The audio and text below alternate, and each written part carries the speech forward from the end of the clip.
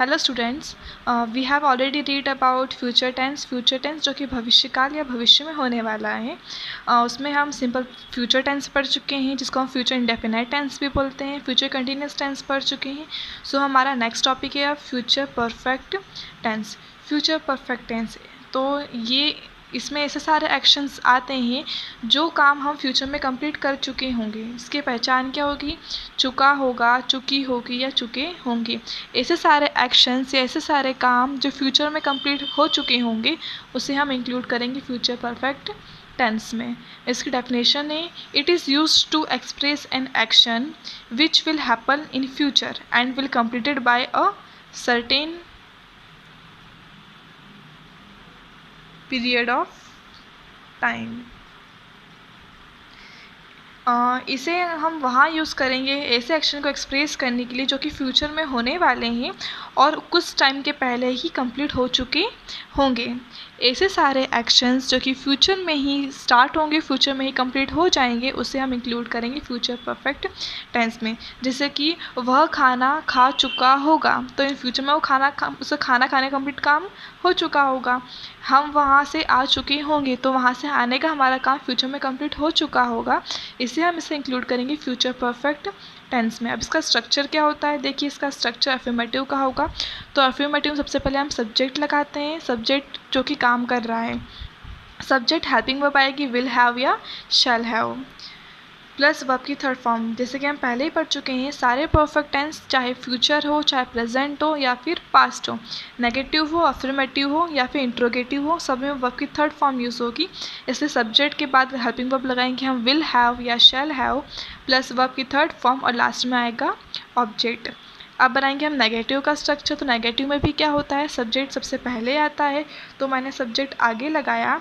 Subject के बाद अब देखिए, हम पहले फ्यूचर कंटिन्यूस टेंस में पढ़ चुके हैं, जब दो हेल्पिंग वर्ब मतलब दो हेल्पिंग वर्ब में दो वर्ड आ जाए तो हम बीच में नॉट लगाते हैं। उसी तरह से विल हैव और शैल हैव, अभी दो वर्ड है तो इन दोनों के बीच में हम नॉट लगाएंगे। या तो विल नॉट हैव आएगा या फिर शैल नॉट हैव आएगा, प्लस वर्ब की थर्ड फॉर्म और लास्ट में ऑब्जेक्ट। अब नेक्स्ट है इंट्रोगेटिव का स्ट्रक्चर। इंट्रोगेटिव में भी क्या होगा? हेल्पिंग वर्ब के बीच में आ जाएगा सब्जेक्ट, तो हमने हेल्पिंग वर्ब लगाई विल या शैल, उसके बीच में लगाया सब्जेक्ट, फिर लिखा have. Will subject have plus verb की थर्ड फॉर्म और लास्ट में ऑब्जेक्ट और क्वेश्चन मार्क। तो आपको ये चीज़ ध्यान में रखना है कि इसमें हेल्पिंग वर्ब लग रही विल हैव और शैल हैव। यदि नेगेटिव है तो दोनों के बीच में नॉट आ जाएगा सब्जेक्ट के बाद में, और यदि इंट्रोगेटिव है तो उन दोनों के बीच में सब्जेक्ट आ जाएगा और हेल्पिंग वर्ब आगे आ जाएगी। अब देखिए, हम इसका एग्जाम्पल लेंगे। फर्स्ट एग्जाम्पल है, मीना निबंध याद कर चुकी होगी। अब देखिए, ये काम फ्यूचर में होगा और कंप्लीट भी हो चुका होगा, इसलिए हमने इसको इंक्लूड किया है फ्यूचर परफेक्ट टेंस में कि मीना निबंध याद कर चुकी होगी। तो सब्जेक्ट इसमें क्या है? मीना, तो मैंने यहाँ पे लिखा मीना। हेल्पिंग वर्ब लगाई मैंने will have. Meena will have learn करने को इंग्लिश, याद करने को इंग्लिश में बोलते हैं लर्न, और लर्न की थर्ड फॉर्म होती है learned. Meena will have learned an essay. Next होगा नेगेटिव। तो नेगेटिव में भी क्या होगा? सब्जेक्ट आगे आएगा। सब्जेक्ट मीना था, हमने लिखा मीना। हेल्पिंग वर्ब लगाई हमने विल हैव, के बीच में क्या जाएगा यहाँ पे? Not. Will not have, verb की third form learned an essay. Next है इंट्रोगेटिव। इंट्रोगेटिव में क्या होता है? हेल्पिंग वर्ब हमेशा आगे लगा देते हैं। अब यहाँ हेल्पिंग वर्ब में दो वर्ड है तो हमने इन दोनों के बीच में सब्जेक्ट लगाया है, तो विल, मीना, हैव, बाकी सेम आएगा लर्नड एंड ऐसे, और एंड में क्वेश्चन मार्क। अब नेक्स्ट एग्जांपल है, पापा मिठाई ला चुके होंगे। तो पापा को इंग्लिश में बोलते हैं फादर, यहाँ पे आया फादर। हेल्पिंग वर्ब हमने लगाई will have. Father will have, लाने को बोलते हैं ब्रिंग, और ब्रिंग की थर्ड फॉर्म होती है ब्रॉट। Bring, brought, brought. तो father will have brought sweets. Negative में क्या होगा? फादर, हेल्पिंग वर्ब के दोनों के बीच में नॉट आ जाएगा, तो father will not have brought sweets. Interrogative में क्या होगा? हेल्पिंग वर्ब आगे आ जाएगी और दोनों के बीच में आ जाएगा सब्जेक्ट, तो मैंने लगाया विल हैव के बीच में father. Will father have brought sweets, और एंड में question mark.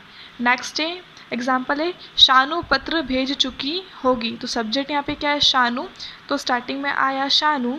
Shanu will have send, भेजने को बोलते हैं सेंड, सेंड की थर्ड फॉर्म होती है सेंट। तो Shanu will have sent a letter. Negative में भी सब्जेक्ट आगे आ जाएगा, आगे आता है। सब्जेक्ट लिखा मैंने शानू, हेल्पिंग वर्ब लगाई मैंने विल, उसके बीच बाद में क्या लगाया not, Shanu will not have sent a letter.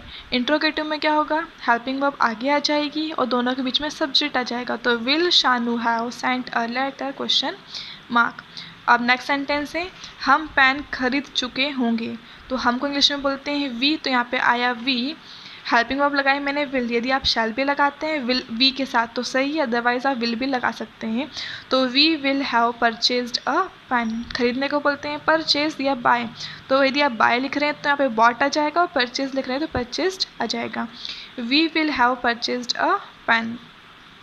Next negative में क्या होगा, हेल्पिंग सब्जेक्ट के बाद हेल्पिंग वर्ब आ जाएगी, हेल्पिंग वर्ब के बीच में नॉट आ जाएगा, we will not have purchased a pen. Interrogative में हेल्पिंग वर्ब आगे आ जाएगी, दोनों के बीच में क्या आएगा subject, will we have purchased a pen, और एंड में क्वेश्चन मार्क।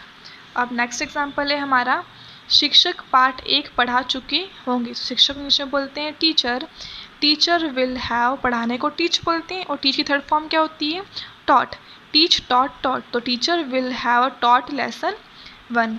जब हम नेगेटिव में बनाएंगे तो टीचर के बाद हेल्पिंग वर्ब आ जाएगी विल, उसके बीच में आ जाएगा नॉट, तो teacher will not have taught lesson 1।